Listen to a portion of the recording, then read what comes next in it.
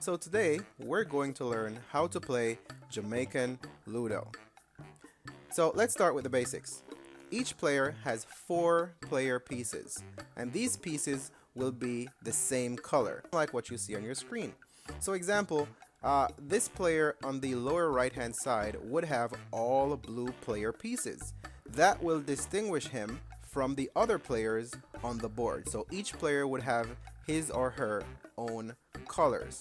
Okay, so here we have the starting position on the board. The starting position, as you can see, is these white spaces with an icon in these white spaces denoting where that player is going to start. And this start position is always 1 position away from the edge of the board on that player's side. Okay, so no matter which design of the board you have, you will always start in this position.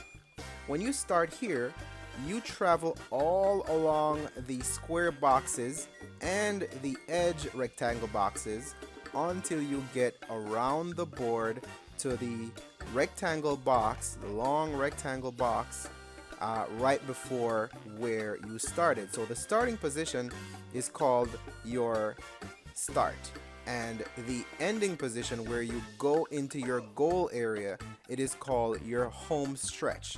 Okay, so when you go around the board, you can actually do what's called pass your stop.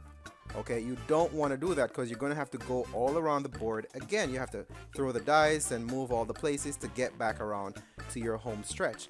Once you get to your home stretch, you can, move all the places to go into your home based on what you throw on the dice. So the object of the game is to bring all your player pieces home before all the other players on the board. Now, in order for you to start, you need to throw a 6 on the dice. It could be 1 6 on the dice, or it could be 2 6s on the dice. In the case of 1 6 and another number, let's say in this example you threw a 6 3, right? You would start 1 player piece with a 6, and then you can move 3 places with that same player piece. Now let's say you have 2 players on the board and you threw a 6 3. You can actually start another player piece at the starting position and use a different player piece to move 3 places.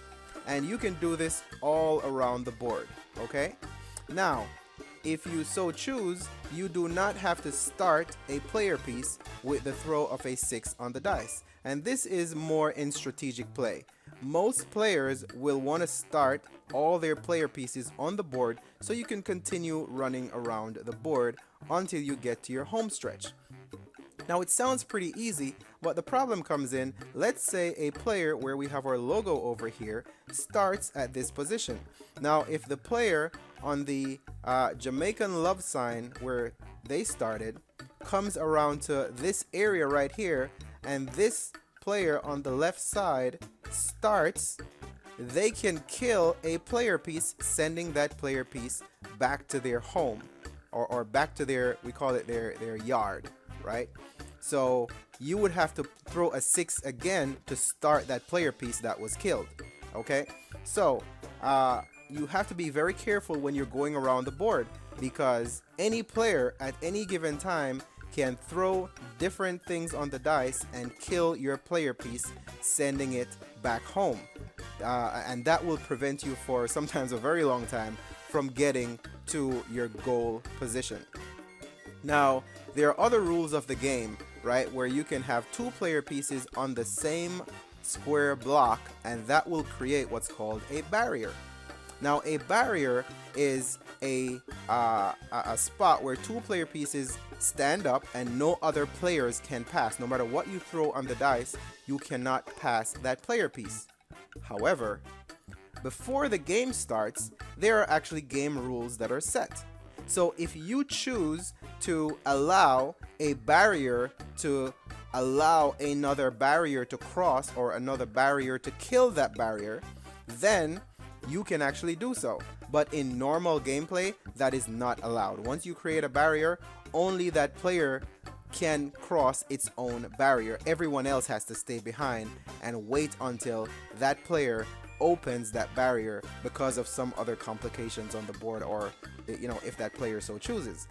And again, this comes into strategic play. So when you start playing the game, you will start seeing the advantages of these different tips and tricks, these different rules and regulations that come into play when you start playing the game. And the game gets very interesting if you have 2 or even 3 players. Now the maximum is 4 players. Once you get to 4 players, sometimes players start using 1 dice, and using 1 dice, it is very, very difficult to throw specific numbers like a 6, right? So it becomes a very long gameplay.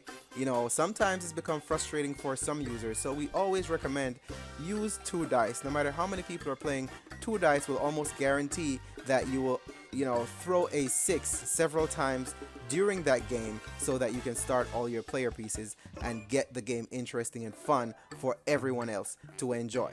Okay, so there we have it. This is how you play Jamaican Ludo. It is very fun, it is very entertaining, it is also very strategic, and you can also turn this into something else, like having prizes at the end. You can have different celebrations, you can have tournaments, which will be coming up in our series when we start getting more people involved into this game of Ludo. Thank you for watching, and you have a great day.